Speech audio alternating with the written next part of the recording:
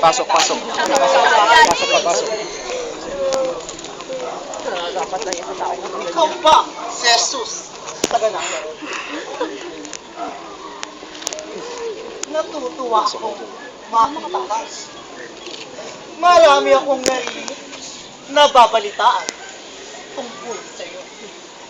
Sa mga pangaral, maging sa mga kababalaghang pinagkagagawa mo. Ngunit, dito ka? Sugatan? At kalaban ng taong bayan. Sesyon mo kasalanan. Hindi mo man lamang ba ipagtatanggol ang iyong sarili?